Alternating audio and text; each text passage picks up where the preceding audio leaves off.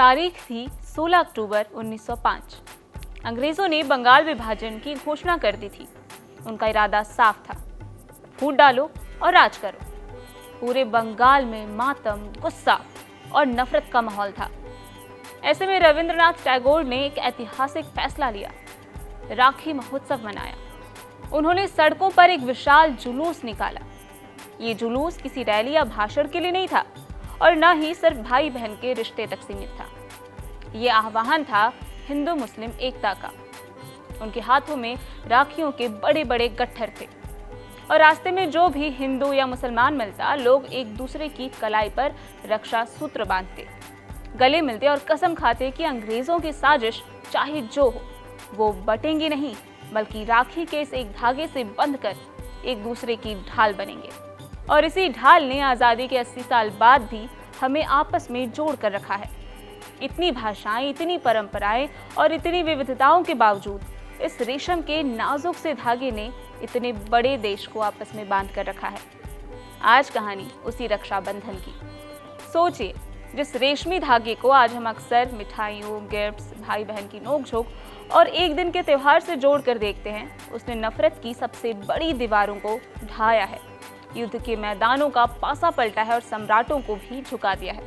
और यहाँ तक कि देवताओं और दानवों के बीच लड़ी गई महाजंगों का रुख भी बदल दिया है।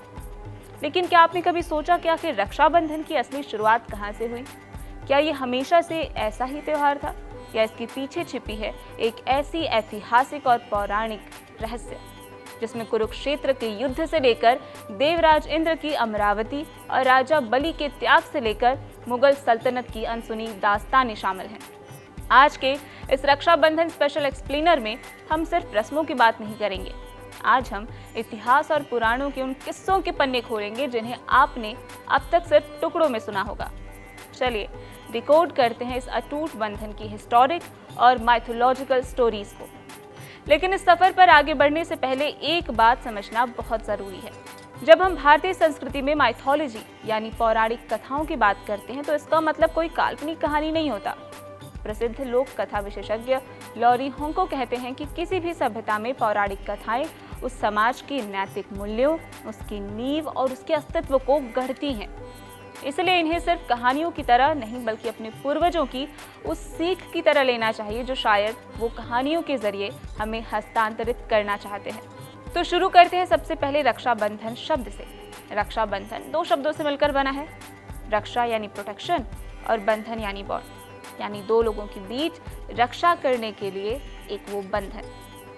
अब इसकी शुरुआत की बात करें तो अगर आप इतिहास या पुराणों में रक्षाबंधन की पहली तारीख ढूंढने निकलेंगे तो आपको कोई एक सटीक दिन नहीं मिलेगा। इसके पीछे दो बड़े कारण हैं। पहला, ओरल ट्रेडिशन, यानी ये कहानियां सदियों तक पीढ़ी दर पीढ़ी सिर्फ बोली और सुनाई गई हैं। दूसरा है डायमेंशन का फर्क, यानी पौराणिक कथाओं के मुख्य किरदार देवी देवता और अलौकिक शक्तियां हैं जिनका समय चक्र हमारी फिलहाल की भौतिक दुनिया से थोड़ा अलग है। लेकिन तारीख चाहे जो भी रही हो, इस धागे के पीछे का संकल्प हमेशा एक ही रहा है, सुरक्षा का वादा, जो आगे आने वाले इन 7 कहानियों में हमें जानने को मिलेगी। पहली कथा है श्री कृष्ण और द्रौपदी, जब एक कपड़े का टुकड़ा अक्षय बन गया। रक्षाबंधन से जुड़ा सबसे चर्चित और भावनात्मक प्रसंग यही है, महाभारत से है। लेकिन क्या आप जानते हैं कि इसके भी 2 अलग अलग वर्जन मिलते हैं? पहली कहानी, जब भगवान श्री कृष्ण ने अत्याचारी शिशुपाल पर अपना सुदर्शन चक्र चलाया तो वापस लौटते समय सुदर्शन चक्र की गति से श्री कृष्ण की छोटी उंगली कट गई और खून बहने लगा।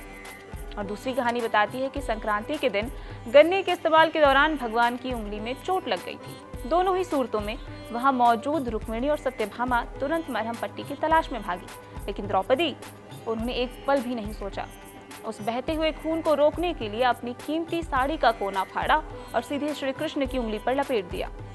इस निस्वार्थ प्रेम से गदगद होकर श्री कृष्ण ने अपनी प्रिय सखी द्रौपदी को एक शब्द का आशीर्वाद दिया, अक्षयम, यानी जिसका कभी क्षय ना हो, जो कभी खत्म ना हो।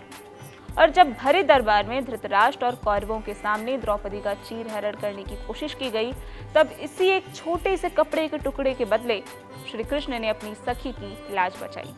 द्रौपदी की साड़ी बढ़ती चली गई और वो वादा इतिहास का सबसे बड़ा रक्षक बन गया। दूसरी कथा है कुरुक्षेत्र का युद्ध और भविष्य पुराण का वो गुप्त अनुष्ठान। महाभारत के युद्ध से ठीक पहले का माहौल सोचिए। माहौल में सिर्फ तनाव था। तब पांडवों के सबसे बड़े भाई राजा युधिष्ठिर के मन में अपने परिवार की सुरक्षा को लेकर गहरी चिंता उत्पन्न हुई। भविष्य पुराण के उत्तर पर्व के 137वें अध्याय में इसका जिक्र है। युधिष्ठिर ने भगवान श्री कृष्ण से पूछा कि हे केशव, आने वाले इस विनाशकारी युद्ध में अपने भाइयों और अपनी सेना की रक्षा मैं कैसे करूं? तब श्री कृष्ण ने उन्हें कोई नया हथियार नहीं दिया। उन्होंने कहा, श्रावण मास की पूर्णिमा के दिन एक पवित्र रक्षा सूत्र बांधने का विधान करो। और इस विधान की ताकत समझाने के लिए श्री कृष्ण ने युधिष्ठिर को सुनाई देवराज इंद्र की वो कहानी जो शायद बहुत ही कम लोग जानते हैं। देवराज इंद्र और इंद्राणी शची जब पत्नी ने बांधा पति को रक्षा सूत्र। आज हम रक्षाबंधन को सिर्फ भाई बहन का त्योहार मानते हैं, लेकिन प्राचीन काल में ऐसा नहीं था। भविष्य पुराण के अनुसार जब असुर राज बलि और देवताओं के राजा इंद्र के बीच भयंकर युद्ध छिड़ा तो देवता हारने की कगार पर पहुंच गए। तब इंद्र की पत्नी इंद्राणी शची अपने पति की पराजय और स्वर्ग के पतन को देखकर अत्यंत चिंतित हुई। वे सीधी भगवान विष्णु के पास गई। विष्णु जी ने उन्हें एक पवित्र सूती धागा दिया और कहा कि इसे मंत्रों से अभिमंत्रित करके इंद्र की दाहिनी कलाई पर बांध दे। शची ने ठीक वैसा ही किया और आश्चर्य की बात यह है कि उस रक्षा सूत्र की दिव्य शक्ति के बल पर देवराज इंद्र ने बाजी पलट दी, असुरों को खदेड़ दिया और अपनी राजधानी अमरावती को वापस हासिल कर लिया। प्राचीन काल में पत्नी अपने पति को और गुरु अपने शिष्यों को युद्ध या किसी महान कार्य पर जाने से पहले ये धागा बांधते थे। यानी यहाँ मुद्दा सिर्फ रिश्ता नहीं, सुरक्षा का संकल्प था। तो इसके बाद अब वापस चलते हैं महाभारत के युद्ध की ओर। माता कुंती, अभिमन्यु और नियति का खेल। ये कहानी सिर्फ सुरक्षा की नहीं है, बल्कि इच्छा शक्ति और नियति के टकराने की है। जब अर्जुन के वीर पुत्र अभिमन्यु चक्रव्यूह को भेदने के लिए युद्ध भूमि में उतर रहे थे, तब उनकी दादी माता कुंती ने अभिमन्यु की कलाई पर एक अत्यंत शक्तिशाली रक्षा सूत्र बांधा। कुंती का संकल्प इतना गहरा था कि जब तक वो धागा अभिमन्यु के हाथ पर रहता, ब्रह्मांड की कोई शक्ति उन्हें हरा नहीं सकती थी। लेकिन नियति और पूर्व जन्मों के चक्र को पूरा होना ही था। शास्त्रों में वर्णन मिलता है कि भगवान श्री कृष्ण ने स्वयं एक चूहे का रूप धारण किया और अभिमन्यु के सोते समय उस पवित्र धागे को काट दिया। रक्षा सूत्र हटते ही अभिमन्यु चक्रव्यूह में वीर गति को प्राप्त हुए। ये प्रसंग हमें सिखाता है कि रक्षा बंधन सिर्फ एक भौतिक धागा नहीं है, बल्कि मानवीय संवेदनाओं और संकल्पों की सबसे बड़ी अभिव्यक्ति है। राजा बलि और माता लक्ष्मी बलेव की पौराणिक कथा। गुजरात और भारत के पश्चिमी हिस्सों में आज भी रक्षाबंधन को बलेव कहा जाता है। इसके पीछे की कहानी बेहद दिलचस्प है। असुर राजा बलि की दानवीरता से प्रसन्न होकर भगवान विष्णु ने उनसे वरदान मांगने को कहा, तो राजा बलि ने प्रभु से उनके अपने महल के द्वारपाल बनने का आग्रह किया था और वैसा ही हुआ। भगवान द्वारपाल बन गए और कई दिनों तक वापस वैकुंठ नहीं गए और वैकुंठ में माता लक्ष्मी अकेली पड़ गई। अपने पति को वापस लाने के लिए माता लक्ष्मी ने एक ब्राह्मणी का रूप धारण किया और राजा बलि के पास पहुंच गई। श्रावण पूर्णिमा के दिन उन्होंने राजा बलि की कलाई पर एक सुंदर धागा बांधा और उन्हें अपना भाई बना लिया। जब दानवीर बलि ने उनसे कुछ मांगने को कहा तो माता लक्ष्मी अपने असली रूप में आ गई और उन्होंने उपहार में अपने पति विष्णु को वापस मांग लिया। राजा बलि ने बिना एक पल सोचे भगवान को सहर्ष विदा कर दिया। सोचिए, एक असुर राजा द्वारा देवी और देवता के लिए दिए गए इस महान त्याग की वजह से ही इस पर्व को बलेव नाम मिला। यमराज, यमुना और संतोषी माता का जन्म। और भी कुछ किंवदंतियां मौजूद हैं। मृत्यु के देवता यमराज 12 सालों तक अपनी बहन यमुना से मिलने नहीं जा सके थे और जब वे पहुंचे तो यमुना के निस्वार्थ प्रेम और सत्कार से वे इतने प्रसन्न हुए कि उन्हें यमुना को अमरता का वरदान दे दिया। माना जाता है कि यमुना नदी का अनवरत बहना उसी अमरता का प्रतीक है। जब भगवान गणेश जी के पुत्र शुभ और लाभ ने अपनी बुआ को अपने पिता को राखी बांधते देखा तो उन्होंने भी एक बहन की जिद की। देवर्षि नारद के कहने पर गणेश जी ने अपनी पत्नियों रिद्धि और सिद्धि की दिव्य ज्योति से माता संतोषी को प्रकट किया, जो संतोष और समृद्धि की देवी बनी। रानी कर्णावती और हुमायूं का ऐतिहासिक खत। पौराणिक कथाओं से निकलकर यदि हम इतिहास के मध्यकालीन दौर में आए तो रक्षाबंधन ने वो कर दिखाया जिसकी किसी ने कल्पना भी नहीं की थी। बात 16वीं सदी की है। चित्तौड़ की विधवा रानी कर्णावती पर जब गुजरात के शासक बहादुर शाह ने हमला बोला तो राजपूत सेना कम पड़ने लगी। अपने राज्य और अपनी प्रजा और साथ ही अपने सम्मान को बचाने के लिए रानी कर्णावती ने एक अभूतपूर्व कदम उठाया। उन्होंने मुगल सम्राट हुमायूं को एक पवित्र राखी भेजी और मदद की गुहार लगाई। हुमायूं उस समय किसी दूसरे सैन्य अभियान पर था, लेकिन जैसे ही उसने उस रेशमी धागे को देखा उसने उसकी सीमा और उसके अर्थ को समझा। एक मुस्लिम सम्राट ने हिंदू रानी के पैगाम की कद्र की और अपनी सेना लेकर चित्तौड़ की रक्षा के लिए निकल पड़ा। हालांकि हुमायूं समय पर नहीं पहुंचा। इस वजह से बहादुर शाह की सेना ने मेवाड़ पर आक्रमण कर दिया। महारानी कर्णावती ने अपने दोनों पुत्रों को बूंदी भेज दिया और कर्णावती ने हजारों राजपुतानियों के साथ जौहर कर लिया। बहादुर शाह चित्तौड़गढ़ जीत चुका था, लेकिन उसके बाद हुमायूं ने बहादुर शाह से युद्ध किया और उसे युद्ध में परास्त कर दिया। युद्ध के पश्चात राज्य कर्णावती के पुत्रों को सौंप दिया। ये कहानी साबित करती है कि ये धागा धर्म और मजहब की दीवारों से भी बहुत ऊपर है।